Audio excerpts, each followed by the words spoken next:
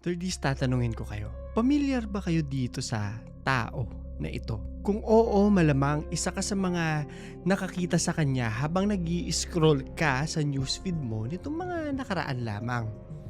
Siya ay isang LGBTQIA+ TikTok influencer at natagpuan siyang patay at bugbog sarado sa gitna ng gubat. Yan ang isa sa mga naging matunog na balita sa social media nitong nakaraang linggo.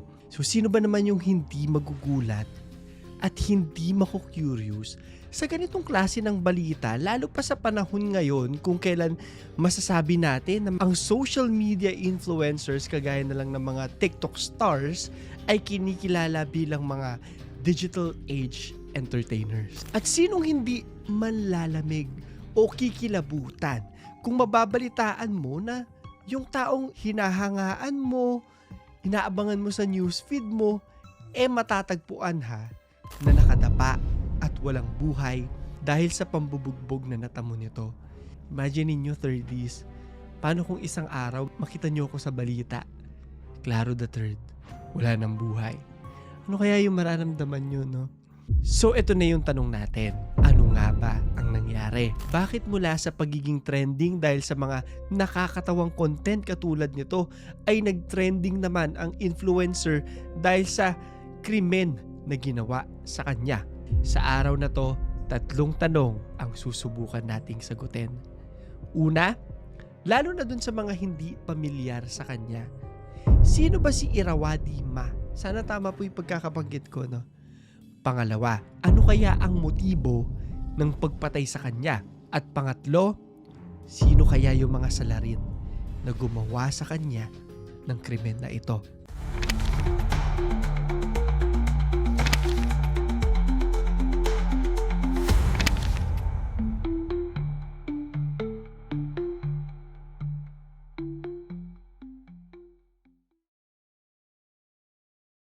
Libo-libong fans po kung makikita natin ang umattend doon sa burol ni Cotin Zautue o mas kilala bilang si Irrawaddy Ma nitong January 24 lamang, 2026. Matapos nga siya matagpo ang patay at bugbog sarado dito sa isang magubat na lugar sa Thailand noong January 20, 2026. So kung makikita nyo po, no, 20 to 24, may ilang araw. Masasabing marami talaga ang nagdalamhati at hanggang sa ngayon ay humihingi pa rin ng hustisya po sa sinapit ni Irrawaddy Ma dahil sa dami ng mga pamilya at mga kaibigan at mga supporters nito na hindi lang bastang dumalo dun sa funeral niya, kung hindi nagpahayag din ng kalungkutan nila sa social media. Napakarami po ng mga posts na yan. And honestly speaking, although hindi ako masyadong familiar po sa kanya before knowing about this tragedy, nalungkot ako sa pangyayaring ito. At hindi lang dahil gaya ko ay isang content creator din yung biktima, kundi dahil isa na namang buhay yung nawala. Malungkot ka talaga. And unfortunately, until now, tila parang, alam niyo, wala pa rin kalinawan yung mga pangyayari at walang masyadong balita doon sa progress ng kanyang kaso. Hopefully, pagka-upload namin ito, meron na. Lalagyan natin sa dulo yan. In short, hindi pa nakakamit ang hustisya para sa kanya. Sa totoo lang, pinanonood ko yung mga uploads nitong si Irrawaddy Ma sa TikTok. And although hindi ko maintindihan yung language dahil Thai-based siya, masasabi kong napaka-bright at jolly na tao niya based dun sa mga content niya na ina-upload. So ano ba yung nangyari sa kanya at ano ba ang kwento dito sa brutal na pagpatay sa kanya? Kuha muna kayo ng kape. Napakalamig dito sa Taiwan ngayon. So sana nakikita niyo yung mga posts ko Follow niyo ako sa Instagram kung gusto niyong malaman kung ano yung mga pinaggagawa ko. Madalas kasi nasa travel na rin po tayo at sa totoo lang, gusto kong mag-film on location from now on. So, gagawin natin yan. Kung may mga request po kayo, nasa Bangkok din ako sa susunod. Comment nyo sa ilalim. Pero simulan na natin ang kwento. Sino si Irrawaddy Ma? Si Cotin Zautue o mas kilala bilang si Ira Wadima ay isang 25 di ba grabe? 25 years old social media influencer na sumikat nga dahil din sa mga lifestyle at saka mga dance content na ina-upload niya. As of January 30 ha, when I checked his TikTok page, meron siyang 1.2 million followers, ang dami, at 31.5 million like. And since TikTok is a social media platform, walang duda na kung ganyan karami yung followers at likes, masasabi mo malaking achievement po talaga. Di naman sikreto na member din siya ng LGBTQ+ community. Bukod pa dito, marami ring humahanga sa kanya na siyang dahilan din kung bakit kinikilala siya bilang Myanmar's few openly queer digital creators. Siguro, nagtataka kayo, sa Thailand nangyari yung krimen. Bakit mas kinikilala siya sa Myanmar ngayon? Originally po kasi, galing talaga sa Myanmar itong si Ira Wadima. Pero dahil nga sa current situation po ng Myanmar, for context lang din lagay po natin. Kung may lalagay kaming article dyan, pakita natin. Merong military coup at saka civil war. Grabe, di ba? He had to flee and seek refuge in Thailand. Gaya ng 4 na milyon pang ibang Myanmar nationals. Ang dami nun. For your information lang ha, dahil sa dami ng pagpasok ng mga refugees hanggang ngayong 2026, kaliwat kanan na yung mga request for warrant na nare-receive ng ICC o International Criminal Court laban sa Myanmar leadership due to crimes against humanity. Na maging dito sa atin sa Pilipinas ay malaking issue pa din hanggang ngayon, lalo pa at nakakulong sa The Hague, no, ang ating former President Rodrigo Duterte. Pero balik lang tayo doon sa kwento natin. Dahil nga sa isang kinagigiliwan at hinahanga ang TikTok influencer si Ira Wadima, marami talagang nagdadalamhati doon sa sinapit niya. At mapapa-question ka, yung pagpatay ba sa kanya has something to do with him being LGBTQ+, o dun sa pagiging refugee niya, kaya nangyari yung kalunos-lunos na pagpatay sa kanya? Pinatay ba siya? Ano nga kaya nangyari sa kanya? Tingnan natin. The crime, January 18, 2026. Malalim na raw yung gabi nang makatanggap ng tawag sa isang social media app itong si Ira Wadima. Ayon sa mga kwento, yung tawag na natanggap niya raw ay tungkol sa isang tao na humihingi ng tulong. Kung hinihingan ka ng tulong, di ba, ano yung gagawin mo? Na i-set up daw yung tawag in advance through an appointment, pero imbis na tagpuin yung biktima sa apartment niya, pinili nung tumawag na makipagkita sa isang bakanting lote. Agad namang umalis si Ira Wadima, pero ang hindi alam ng mga naghihintay sa kanya, hindi na pala siya makakabalik sa bahay nila mula pa nung gabing yon. January 19, 2026, na timeline na po natin ha. Nag-post pa siya sa kanyang TikTok account.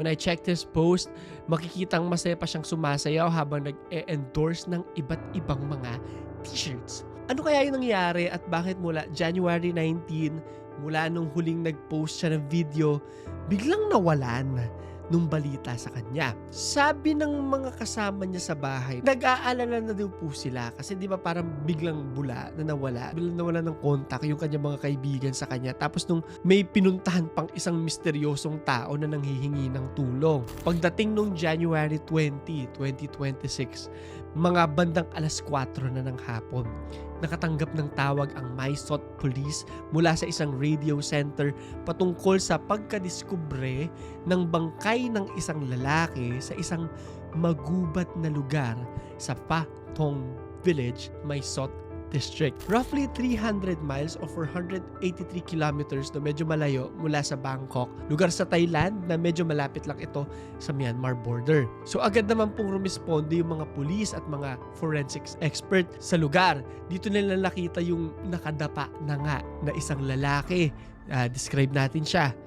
Nakasuot siya ng dilaw na t-shirt na natatakpan ng isang jacket at itim na sweatpants. Yung underwear at sweatpants niya ay nakababa, samantalang may tuyong dugo naman sa ulo at sa mukha niya. So medyo nakikita na natin kung ano yung nangyayari, no? At di kalayuan sa bangkay ay isang dugoang stick.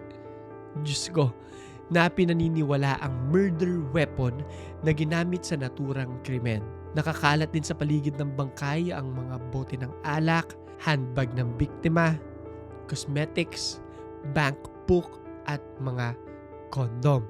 Matapos imbestigahan yung nakitang bangkay, na-identify nila ang biktima bilang si Kotin Zautue o Irawadima.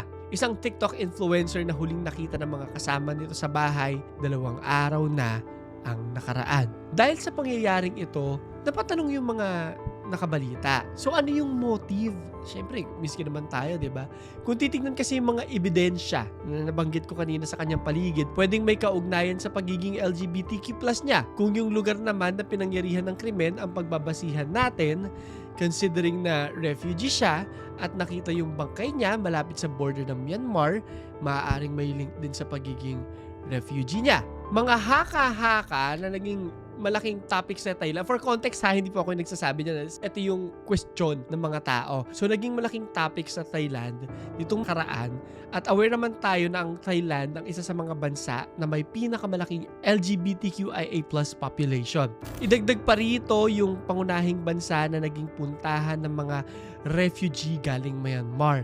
Dahil sa mga yan, marami nag-aalala sa safety ng LGBTQIA+ at maging ng mga refugee community doon sa bansa. Tinatanong kasi nila kung may kinalaman, di ba? So maraming mga haka-haka at mga conspiracy theories na hanggang ngayon wala pa rin kalinawan. Gusto ko lang sabihin sa inyo. Pero mas lalo pang naging palaisipan ng krimen sa marami matapos malaman na bukod sa mga nakitang ebidensya, may mga nawawala din daw na gamit itong si Irawadima gaya ng mga gintong alahas at mismong cellphone niya na bagong-bagong iPhone 17. Unfortunately po ha, tingnan natin kung meron yung aking editor na may ipapakita dito kung may update na. Habang finifilm ko po ito, wala pang lumalabas na witness na maaaring makapagpatunay kung ano nga ba talaga ang nangyari. Kaya miski ako, syempre, napapaisip, sino kaya yung pumatay, 'di ba? At sa dami ng haka-hakang lumabas, ano kaya yung totoong naging motibo? Eto na, the arrest. Hanggang ngayon, nagpapatuloy pa rin yung investigasyon sa kasong ito. Ayon sa mga local reports ng local news outlets at maging ng international media na naging interesado rin talaga sa kaso, dahil nga, kung makikita nyo no, ang daming conflict na umiikot dito, may naaresto daw na isang tao na maaaring may koneksyon sa pagkamatay ni Irawadima. Ayon din sa mga sabi-sabi, kasi wala pang official release, no, statement release mula sa mga authorities, kaya sabi-sabi pa rin naman siya, merong 2 tao pa raw na naaresto at itong mga taong ito, yung pinaniniwala ang umakit kay Irawadima na magpunta sa lugar na pinangyarihan ng krimen. Maging sa araw na to, wala pang bagong development na nilalabas ang kapulisan patungkol sa nasabing kaso. Hindi ko alam kung dahil ba may pagkasensitibo, no, yung mga tinitignang motibo o anggulo ng krimen o dahil lang ayaw nilang mas mag-cause ng panic sa mga tao yung nangyayari. Given na alam po natin napakaraming parang geopolitical issues sa Thailand ngayon. Ang alam ko lang hanggang ngayon, mailap pa rin ang hustisya para sa isang influencer na hindi lang pinagkaitan ng kakayahan para patuloy na magpasaya kung hindi pinagdamutan din ng karapatang mabuhay. Nito ngang January 24, 2026, 4 na araw lang mula nung madiskubre yung bangkay ni Irawadima ay tuluyan na po siyang inilibing kung makikita po natin dito. Hindi lang mga kaibigan at mga kamag-anak niya yung pumunta para makiramay, libo-libong mga fans at supporters din niya yung pumunta para ipakita yung pagdadalamhati nila sa pagkawala ng isa sa mga taong nagpasaya sa kanila through social media. Ginanap yung ceremony sa isang sementeryo sa Mae Sot, Thailand, lugar na napuno ng mga taong nakaitim at may hawak ng mga naglalakihang larawan ni Irawadima. Sabi nga nung isa sa mga fans niya sa TikTok, "It hurts my heart how quickly a human life is taken away.